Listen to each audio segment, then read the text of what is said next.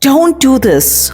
Who are you? Oruva, I know you are Yadvi. Don't do this. My king is no more. My land is not mine. Why must my life go on? Because your life now carries another life. 6 generations after Harishchandra, the solar throne embraced a king named Subahu. Married to Yadvi, he began his reign by walking that lustrous path carved by the Suryavanshi monarchs. Alas, even the sun bows before the night, and Subahu soon turned ignoble. Too fragile now to uphold the virtues of his clan, he crumbled, and so did his regime. People revolted. Foes gathered. The king lost everything and fled with Yadvi. Resting under a tree in the wilderness now, he heard 2 birds conversing. Come, we must fly away from here. Why? That's Subahu, the sinner. Even his shadow should not fall on you. A spasm of guilt so racked the king's heart that it instantly sucked the life out of him. Yadvi broke twigs and branches and piled them atop each other. Climbing on the pyre with her husband's corpse, she set it on fire. Don't! A sage was rushing towards her, face frantic, arms outstretched. Stay away, the queen warned. Don't do this. I know you are Yadavi. Don't do this. My king is no more. My land is not mine. Why must my life go on? Because your life now carries another life. The queen froze inside the blazing circle. The flames had begun licking Subahu's body. Letting go of her husband's hand, Yadavi touched her belly. Life? Yes, you are with a child. You lie. I don't. I can see the ray of Suryavansh beaming inside you. The fire was creeping towards her now, eyeing her live flesh, her juicy fetus. A prince, O queen, scalding her thighs now. Your only heir, eating the skin of a stomach. A son cremates his mother. Why are you cremating your son? Yadvi leapt as Oruva steadied her. She broke down. Even if I'm with child, what if he grows up to be another Subahu?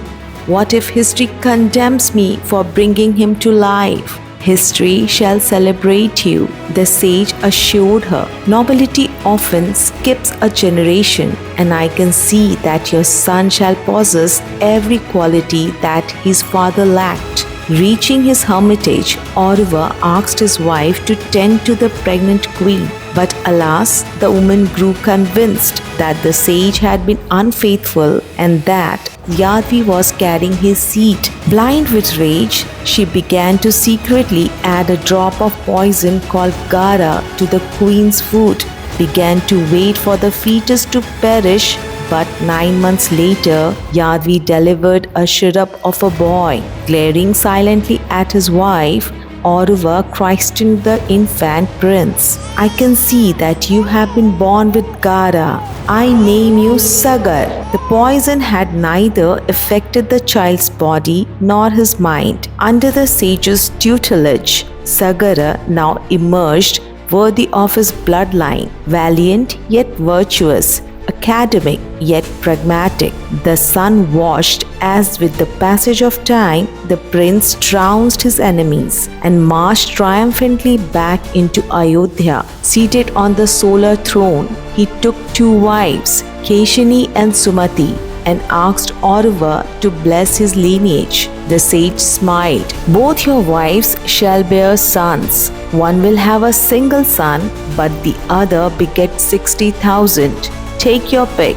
Keshini chose the former and Sumati went for the latter. Ayodhya was now rejoicing as the wailing of the infants filled her air. Alas, Keshini's son Asmanja grew into a savage man and had to be banished from the land. His son Anshuman assumed his father's mantle as Sagara now called for the Ashwamedha Yagya. Our royal horse shall trot freely throughout Bhurloka, he explained. Every territory it enters will either accept our sovereignty or battle with us to prove otherwise. Who among you is willing to walk behind the steed to defend it? We are, the 60,000 sons of Sumati chorused. Anshuman folded his hands. And I shall stay here with you, grandfather, and help perform the rituals. On the appointed day, all the Sagara's son left with the horse as the king sat down by the ceremonial fire with Anshuman, awaiting their return, after which the animal would be sacrificed, oblivious that Indra had once more begun shuddering in heaven. Ashwamedha Yajna? Distant memories were terrorizing the Devraja's mind. Just like Prithu, just like Bali, the same fear was crawling down his spine again. Will Sagara too turn Chakravarti? He watched, he waited. The princes had now reached the seashore with the horse and were taking rest. As soon as they fell asleep, Indra abducted the animal. Come, he led it away. I have something in mind for you. Soon Sagara's sons were looking around in panic, diving into the sea, digging up the land, questioning each of the 5 elements. Losing an Ashwamedha steed was no less than a sacrilege. The yajna would fail, and their clan would be doomed. Wandering frantically, they entered the nether world, and one of them screamed joyously. There! They had found it! Tethered next to what looked like a hermitage. As they neared, another one pointed. It's Sage Kapila's abode. The rapture turned into rage, unaware that Indra had deliberately planted the horse there. The princes became convinced that Kapila was the thief. Storming inside, they began vandalizing his hermitage. They pulled down his roof and trampled his plants, urinated on his food and smeared dung on his sanctum.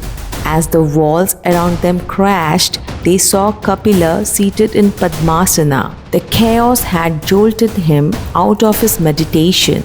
The princes began abusing him, flinging their sandals at him. The sage closed his eyes and opened them again. Days later, Sagara gazed expectantly as Anshuman entered the hall. The princes had still not returned with the horse, and the king had sent his grandson to look for them. Anshuman was now standing with his fist clenched, his fingers black, his face white. What news of your uncles? Sagara asked. The gathering shrank back as Anshuman opened his fist to reveal a handful of ash, charred. What? Charred. All 60,000 of them charred. Charred? Sage Kapila glared at them, and a wave of fire from his eyes consumed them all. The assembly turned catatonic. The king's tongue trembled. But why? What did they do? As Anshuman narrated the events, Sagara stuttered with horror. Such a violent end never liberates the dead. The souls of my son must be trapped in agony.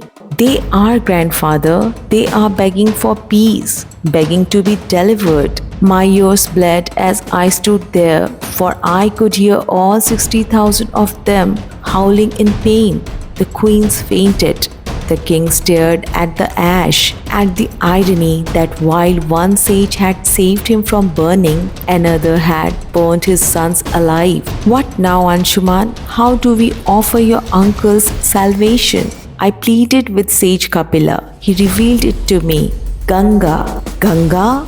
The river goddess who exists in heaven. The sage affirmed that her waters alone can absorb these souls. Sagara doused the yag's flame. Staggering towards the window, he gazed at the sky. But how do we bring Ganga?